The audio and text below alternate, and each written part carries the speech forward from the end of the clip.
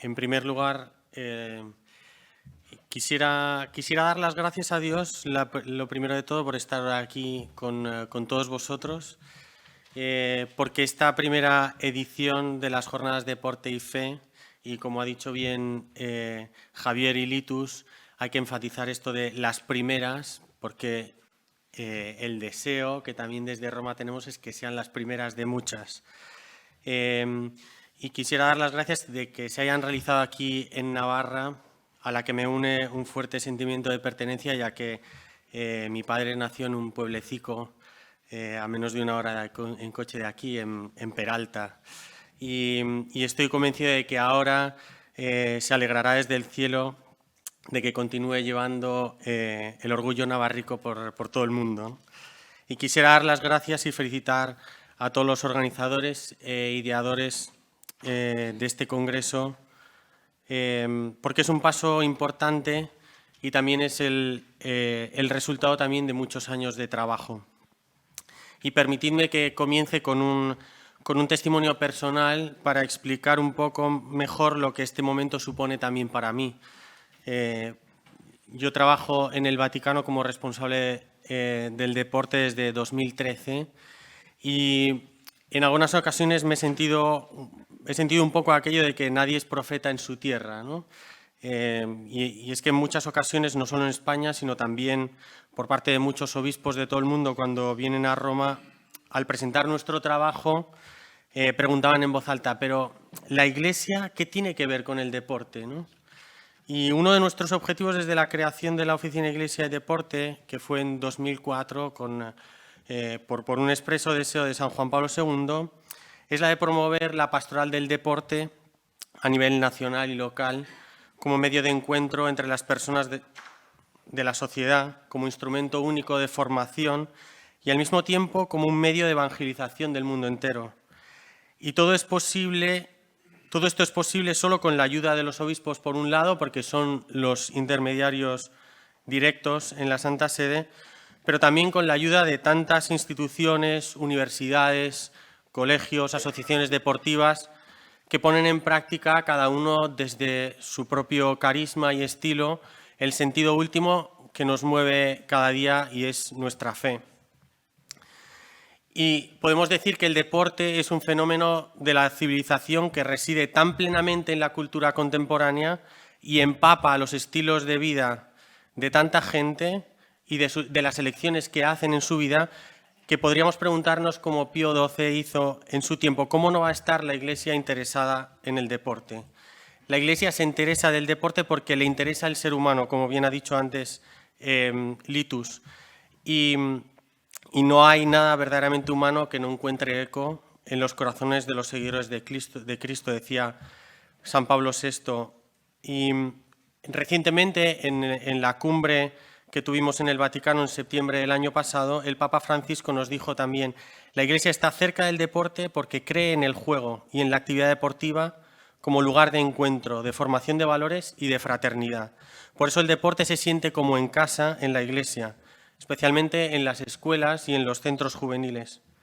Y el magisterio de la Iglesia se refiere continuamente a la necesidad de promover un deporte centrado en la persona, que sea capaz de dar un significado a la vida y desarrollar plenamente a la persona en el aspecto moral, social, ético, espiritual y religioso.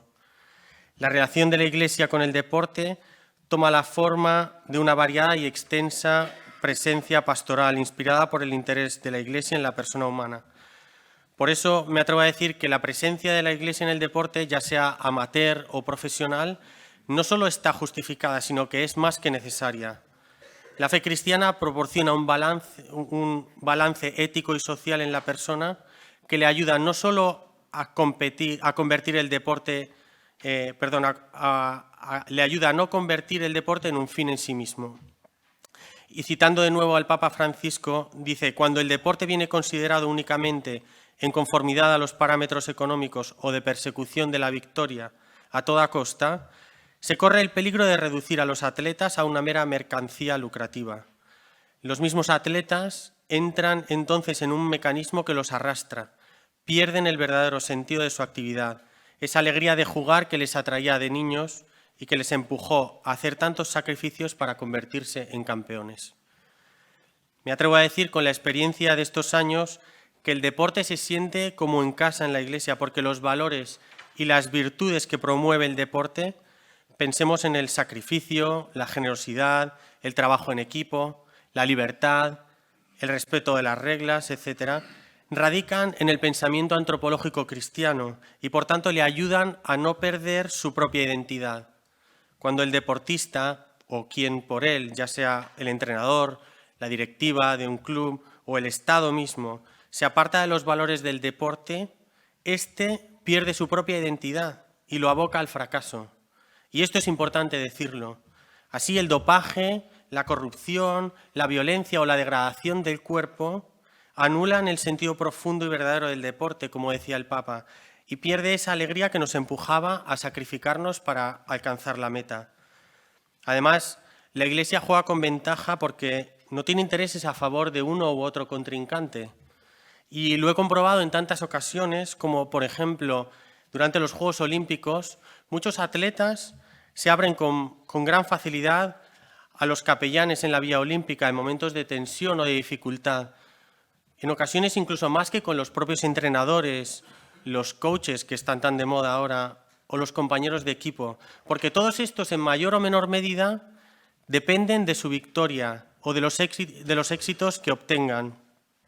El capellán olímpico le aconsejará basándose únicamente en quién es la persona que tiene delante.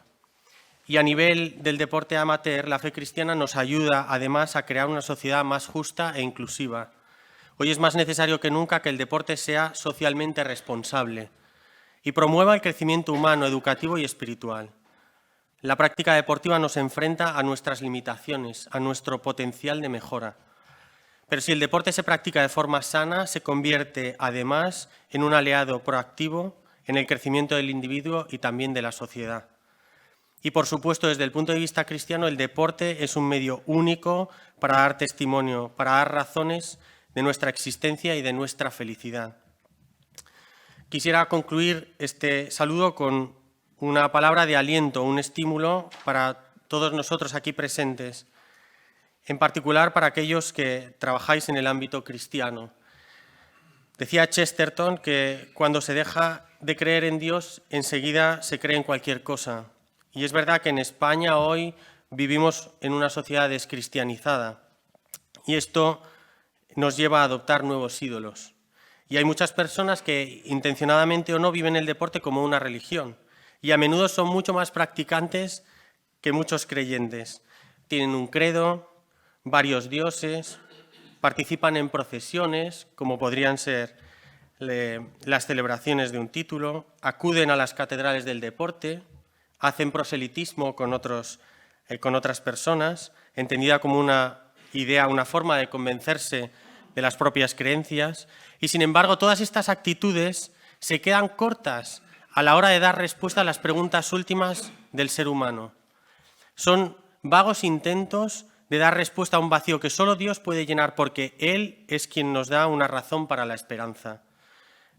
Y precisamente en el congreso que tuvimos en septiembre del año pasado en Roma, Thomas Bach, el presidente del Comité Olímpico Internacional, dijo: sí, al igual que la fe, el deporte puede guiarnos para vivir mejor y con más sentido.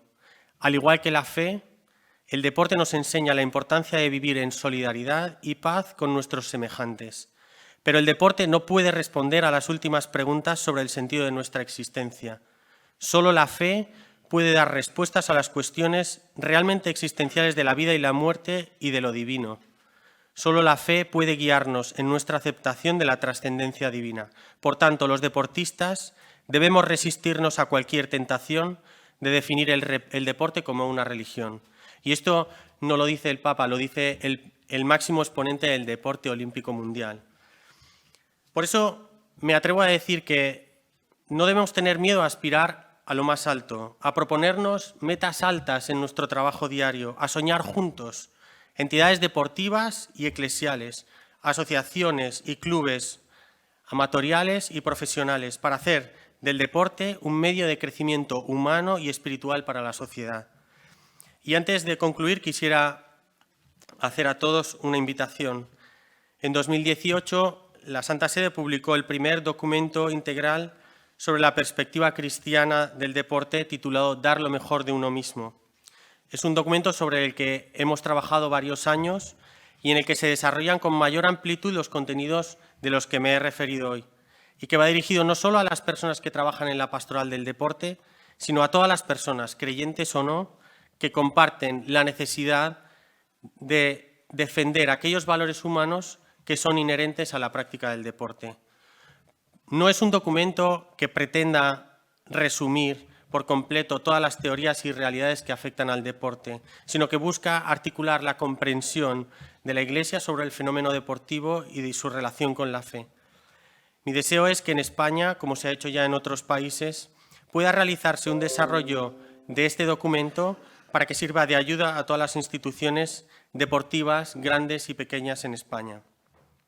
El documento se encuentra traducido a 6 idiomas en Internet. Fácilmente se puede encontrar poniendo dar lo mejor de uno mismo, y he dejado algunas copias fuera por si alguien quisiera llevárselo impreso. Nada más. Gracias de nuevo a todos por estar aquí. Como se ha dicho, es un momento histórico y esperemos que sea el primero de muchos. Muchas gracias y buen trabajo.